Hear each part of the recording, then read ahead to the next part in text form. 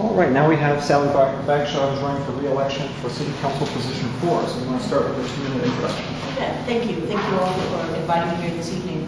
So for the past 4 years, I've chaired parks and neighborhoods, and it's been just a delight for me because I've been able to get really engaged with the neighbors. When I ran the first time, and I came out of the prosecuting attorney's office, I focused on really 5 things, which were our economy, transportation, housing, education, and simply quality of life. And we called it get a job, get a house, get around, get smart, and get life. And it's really true that those 5 primary issues are still the kinds of things that we on the council are very much engaged in. But I'll tell you, as I have been involved with parks and neighborhoods and getting into our neighborhoods, I know that people really want 2 things all across our city.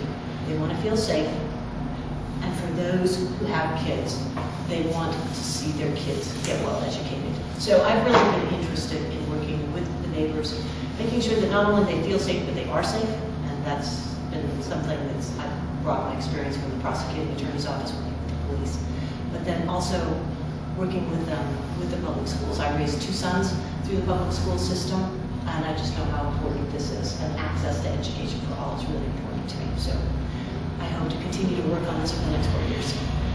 Great. So now we have 5 prepared questions. We're asking all candidates 2-minute answers to each of these, and Michael, you want to start with the first one for City Council? Sure. What is your strategy for implementing, leveraging, and perhaps improving the incentive zoning program to create diverse neighborhoods and assure affordable housing? But you can see what we did down in South Lake Union in the last 6 months, that we finally ended up raising the fee that would be applied to developers on commercial units that will provide money that goes into our housing levy, and we can leverage that. But as you probably know, that our levy over the last 3 cycles, we have put in 10,000 plus units of affordable housing across the city, and we have 1,200 units of affordable housing right now down in South Lake Union. So that's one tool that is working. Now that we've raised the fee, we'll have more of that. I do believe that this micro-housing, they call them apartments, but micro-housing I think is the better term, that we will see more of those across the city. But I want to make sure with that is that we have design review, that we make sure that they're limited in neighborhoods where there is transit, and that we deal with the parking issues. I think that's incredibly important. So we've got the affordable housing through our levy. We have the micro-housing, and then we'll do TOD, transit-oriented development. Sarah, Richard? In your view, what is the city's role in ensuring equal education and achievement opportunity in Seattle public schools? Thank you for asking that question. First of all, we have our Families and Education Levy. You know that passed 4 years ago. We have $120 million that is being targeted primarily for children and families, free and reduced lunch. And I'm very involved with public schools. I spent 3 hours on Friday with Cleveland. You know, it's our only STEM school. I believe that business and labor can come around these schools and actually partner with them. So that's one of the things I'm working on right now, is spending time with the principal and her team to find out what can we do as a city to promote the students inside the 4 walls. So that's something that I think that we can really make a difference. We've got some decent public schools, and I really believe that in the city of Seattle, we need to have the best public school system in the nation. I believe we can. And the reason for that is people come here to work at Amazon or Microsoft or Boeing or any place, and then they choose to move to Mercer Island or Bellevue. I find that very discouraging. I want them to stay right here in the city, and having a great public education program and system will help do that. Clayton, number 3. Voters passed the Parks and Green Spaces Levy in 2008, yet we've experienced cutbacks in staffing and facilities since then. When the levy is up for renewal next year, how can it be constructed to assure voters that their tax dollars will be allocated wisely? Good question. We put a stakeholders group together. We started that just in the last few months. We also did a strategic plan that's called the Parks Legacy Plan. What we did with the library levy as an example was that we drew a baseline. So last year when the voters voted for the library levy, there was an agreement that a certain base would come from the general fund. And then the voters voted and they would have an increase over and above the lower level, the base amount. Now, if we have another disaster with our economy down the road, the libraries may be cut, but only at a percentage that is consistent with other departments. They're not going to raid the levy to pay for the general fund. So we're going to do something similar with our parks levy. We're going to be very strategic about it. And as you know, in the 2008 Parks and Green Spaces levy, we had no operations and maintenance money. I think that was a mistake. So this next levy that we're going back and looking at, I'm asking the stakeholders group, how much money do you think would be appropriate to go for deferred maintenance? I'm throwing out a number here just among us friends. I would like to see half of the money that the voters put up go for deferred maintenance. We have a $250 million backlog. We need to take care of what we've got. So that's going to be my objective. Okay. David, number 4. There'll likely be 2 types of election reform this fall, district elections and public financing of campaigns. Do you support either or both of these and why? I support the public financing. I'd like to see how that works. It seems to have worked in Los Angeles and New York and San Francisco. Didn't work in Portland, but you know there may be some good reasons for that. I do not support the district elections. I think that we are looking for a solution to a problem that doesn't exist. My experience with King County, as you know, I was the chief of the civil division of King County Prosecuting Attorney's Office, which means I was in-house legal counsel and the head of 60-plus lawyers, and we advised the county. And this is where my experience comes from and why I do not believe that we need district elections in the city. King County, 9 different council members. Now, it's true that initially they were Republicans and Democrats, but they fought like dogs over scraps. And what became most important to them was getting reelected and making sure that their district was supported. Contrast that to our city council. The city council members care about the entire city. And I know that that's true for myself, and it's genuinely true for my colleagues. I have seen it over these last 4 years. So I'm a downtown resident. I live in a 1,000-square-foot box downtown. If I were elected, a district election, my whole focus would be on downtown, instead of thinking about what's good for the south end, what's good for the north end, what's good for, you know, the corners. And I think that we're better off in this city because we have a council that is elected at large, and I would support that. I'm Sally Bagshaw. Nice to see you. And Liz, number 5. What are your specific recommendations for selecting our new police chief and restoring public confidence in the police department? Yeah, really excellent question. One thing we need to identify what are the traits in a police officer we're looking for. Both the line officers and the captains, lieutenants tell me that they think we should be looking outside. And I would look for somebody that has had experience with DOJ already, whether that's somebody that's come out of Los Angeles or New York or any of the cities where DOJ has impacted. And what I hear across the nation is that having the DOJ actually helped, and that initially after the police move on and stop feeling like they're the league, or that people come together and really start solving the problem. So I look for a very strong leader that had that experience. I'd also look at something that's called a police commission. And a police commission is not an elected body, it's an appointed body, but it would serve between the police chief and the mayor and the citizens. Right now, we've got our AOPA, we've got our board, we've got a shooting review panel, and I don't think people know how all of this works. And frankly, I think that needs to be clarified. So I would really consider a police commission, and the commission would be comprised of, anyway, you can have 5, 7, 9 members, but people in this town, former judges, former lawyers, former police officers, citizen committee, to whom complaints and issues could go, and they could actually make a decision. And that board does not report to the police, it does not report to the mayor, it is an independent body. I think that would be very helpful. Great, so now we'll open it up to follow-up questions. These are 1-minute answers, and I'll just take a show of hands. So Sarah. You mentioned transportation as being one of your 5 priorities. What's your vision and plan for expanding public transportation in Seattle? So, as an attorney that represented Metro, I also serve on the Regional Transit Board. So I have been seeing for years what's happened to Metro Transit and the cutback. And it all started with Tim Iman and I-695 in 1999, and the MVET that was taken away from Metro Transit. Metro is struggling, and if they don't get money from this year's legislature, there is a 17% cut that they will have to face next year. Terrible. I believe that we need to have a statewide transit package.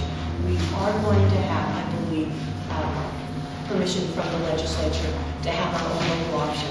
But I would rather see King County Council be awarded that decision rather than having to go back to the people. So local option is the first thing, and then we need to have a transit package funded by MVET and possibly even motor vehicle weight taxes. Additional questions? Can I just follow up? I just want to follow up on this question since I missed the first part. But with the understanding that a lot of money for public transit has to come from either the state or in some cases the county, to get a little bit more local for the 36, what is your vision for bringing more public transit into Ballard and into sort of underserved region as this whole North Valley? So Metro Transit, remember there was 40-40-20 until 2 years ago, which was supposed to be geographic equity. So we changed that just last year, and we look at 3 things: geographic value, social equity, and productivity. And King County system, Metro is a King County system, right? And in order to be as fair as possible, that they're doing it on a data-driven basis now. So if there are a lot of people, and there are in Ballard that rely on transit, it's more likely that you will keep your routes as contrasted to Covington, that has very few people, and it costs a lot to run a bus, lots of miles that's empty much of the way. But still, if Covington is relying upon the only one bus they've got, they really have to decide what's fair. So our goal is to make sure that the legislature understands how important it is that we have statewide transportation funding package and local option. Additional questions? I have one. So we learned just a few hours ago that the deal with the Sacramento Kings was not approved, unanimously rejected by whatever committee of the NBA. Where does that leave the whole stadium, everything? We don't know. I mean, I found out at 2:10, sitting up on the panel when we were just starting our council meeting.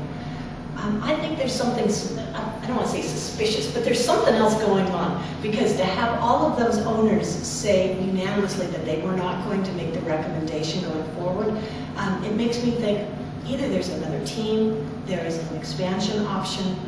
I'm not sure what that is. If it were up to me, I would actually be spending more of my time looking at transportation fixes for freight and mobility down in that area. Because the transportation is a problem right now, let alone if you put in another arena. So I think this gives us an opportunity to really focus on what we need for transportation, both freight, mobility, moving people, and also the impact on the neighborhoods. It gives us a little more time. I'm not sad. Additional questions? You had stated that you had these 5 priorities when you came in 4 years ago. Do you have new priorities that you haven't mentioned in our conversation today that you're focusing on? Frankly, I think that the economy has been, we've been lucky in the city. We've seen it turn around, but still keeping people in their jobs, being educated for new jobs. That is something I'm very interested in, is working with apprenticeship programs and working with our public schools to make sure that our kids are ready, that they stay in school, and that when they graduate, they're either ready to go immediately into the workforce with a good paying job, and that's like something called Core Plus that we're working on, or that they're ready for college and ready to move. But they have good citizenship, they've got good skills, and they know that they can be part of our community. That's the first one. I've also been working with the Washington Alliance for Gun Responsibility. I have started that right after Sandy Hook. I am very, very much desirous of getting an initiative to the legislature, and so we just read about that today. That's something that I'm working on, and so then we'll continue with parks and our legacy plan, making sure that we have a good ballot measure next year for the public. So I think those are 3 things that I'm very interested in working with. Clayton?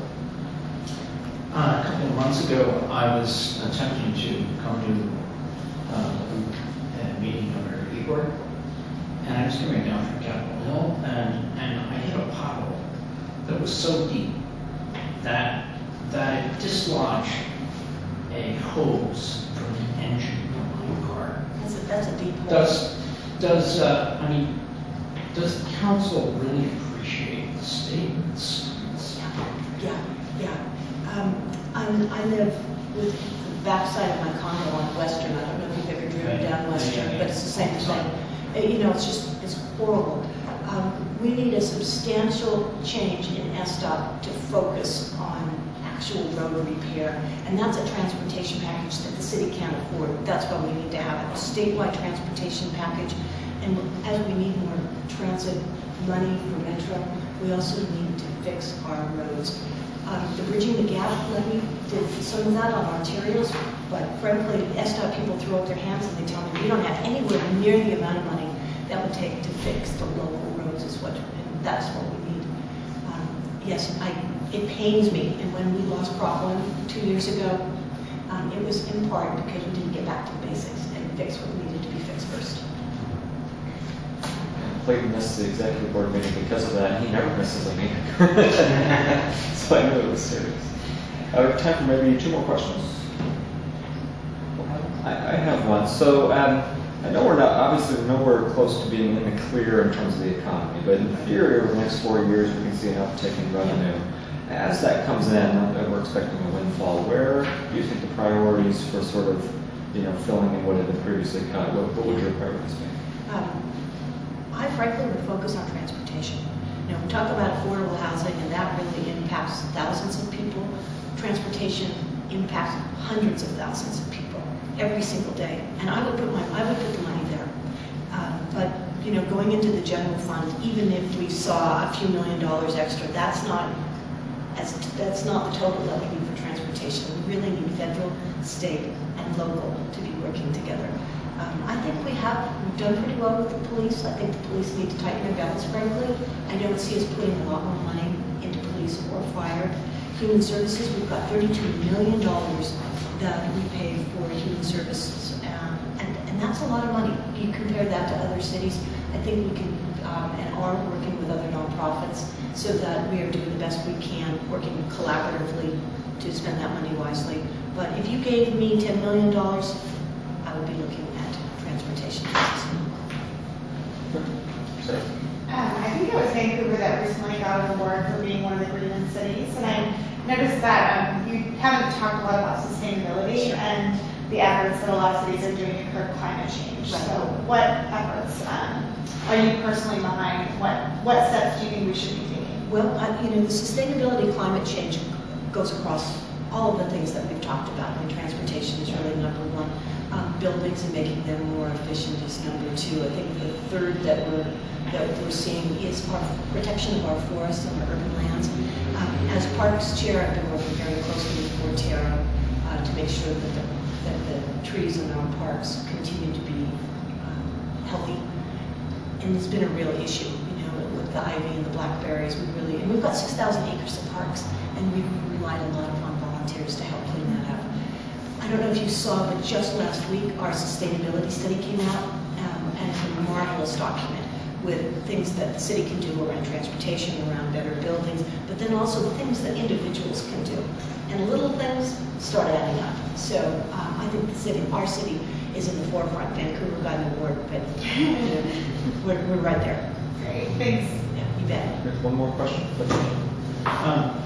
In the last 10 years, we've had a confluence of infrastructure problems that City Hall, law courts, building the tunnel, the seawall, others. All of that's cost a huge amount of money. Part of the money that's been raised to deal with that is parking. I'm getting to the livability question in Seattle, and I was just wondering where we are with respect to our bonding capacity in the city. Whether Given yeah. all the infrastructure improvements that have been made in the last 10 years Right. or so. We're nowhere near the ceiling. Not that I want to get close to the ceiling, Yeah. but even with the arena, that goes forward, we're still $200 million away from what I would consider to be a catastrophe. So we've got some very solid financial folks in the city that advise us.